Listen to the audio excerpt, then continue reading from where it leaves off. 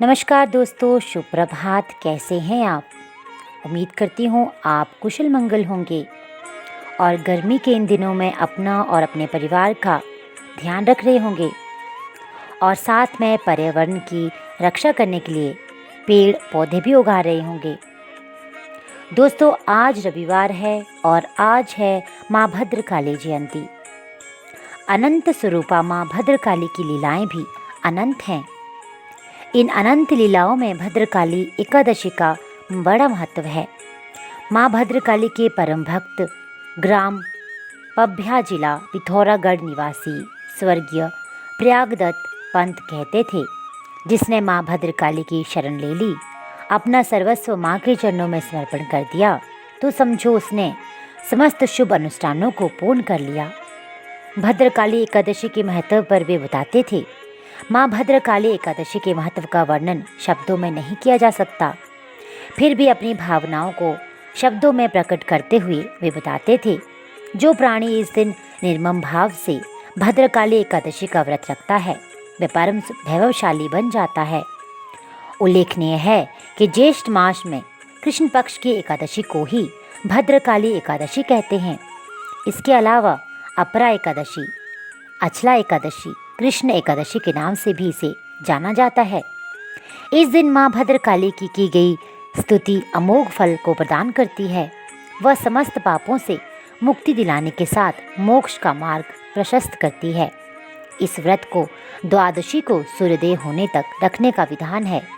ज्येष्ठ मास में कृष्ण पक्ष द्वादशी को मधुसूदन द्वादशी के नाम से भी जाना जाता है। सर्वमंगलकारी ये दिन रुक्मिणी द्वादशी के नाम से भी पूजनीय है। जानकार विद्वान बताते हैं कि भद्रकाली एकादशी का व्रत संपूर्ण होने के बाद द्वादशी के दिन श्री हरि विष्णु भगवान को तुलसी दल अर्पण करते हुए उनका पूजन करना चाहिए। ऐसा करने वाला मनुष्य अपने संपूर्ण कुल का उद्धार करने के साथ स्वयं वैकुंठ को प्राप्ति करता है। मधुसूदन द्वादशी के दिन खास तौर पर दान का भी बड़ा महत्व है। जल क्रीड़ा एकादशी के नाम से भी प्रसिद्ध माँ भद्रकाली एकादशी का महत्व इसलिए भी विराट माना जाता है कि एकादशी के इसी दिन भगवान विष्णु के उनके 5वें अवतार वामन स्वरूप की पूजा की जाती है। माँ भद्रकाली, अपरा, अचला, जल क्रीड़ा एकादशी की प्रचलित कथा महिध्वज नामक महान धर्मात्मा राजा से जुड़ी हुई है। कहा जाता है कि युगों पूर्व प्राचीन काल में महिध्वज नामक एक धर्मात्मा राजा था। सदाचार व धर्म के प्रति उसकी अगाध श्रद्धा थी, लेकिन उनका छोटा भाई वज्रध्वज बड़ा ही क्रूर, अन्यायी, अधर्मी था। अधर्म पथ पर आरूढ़ वह अपने बड़े भाई से अकारण ही द्वेष रखता था तथा अपने बड़े भाई के प्रति द्वेषपूर्ण भावनाओं ने उसे पाप पथगामी बना दिया।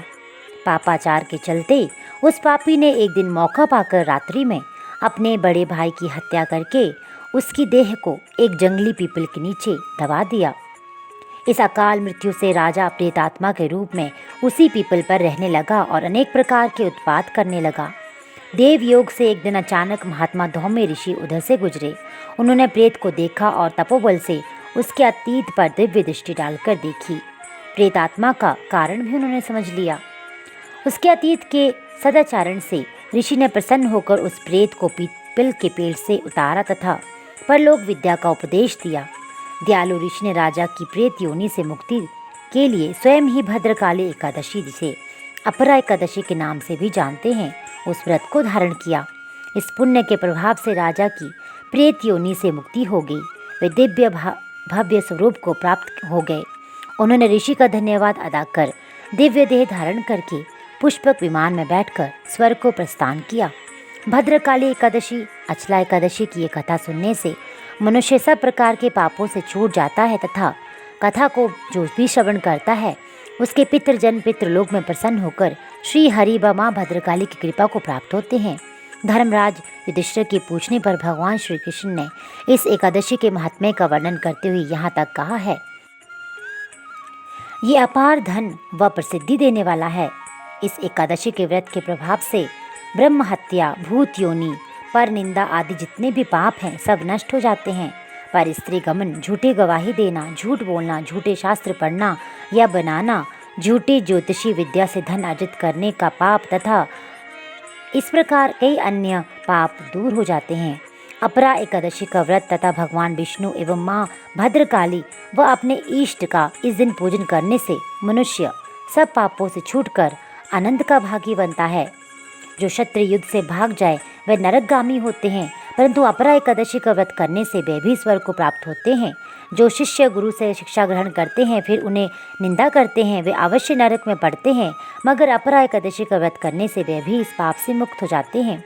जो फल तीनों पुष्करों में कार्तिक पूर्णिमा को स्नान करने या गंगा तट पर पितरों को पिंड दान करने से प्राप्त होता है, वही अपरा एकादशी का व्रत करने से प्राप्त होता है।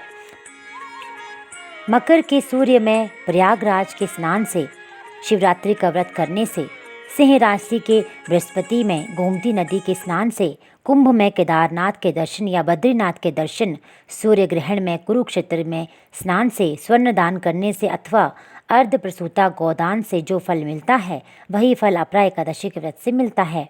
ये व्रत पाप रूपी वृक्ष को काटने के लिए कुल्हाड़ी है, पाप रूपी ईंधन को जलाने के लिए अग्नि, पाप रूपी अंधकार को मिटाने के लिए सूर्य के समान, मृगों को मारने के लिए सिंह के समान है। अतः मनुष्य को पापों से डरते हुए इस व्रत को अवश्य करना चाहिए।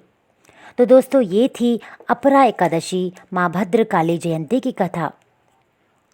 इसी तरह और भी कथाएं सुनने के लिए आप इस चैनल के साथ बने रहिए। चैनल को लाइक, सब्सक्राइब और शेयर करना बिल्कुल ना भूलिए। आपका दिन शुभ हो, मंगलमय हो। धन्यवाद।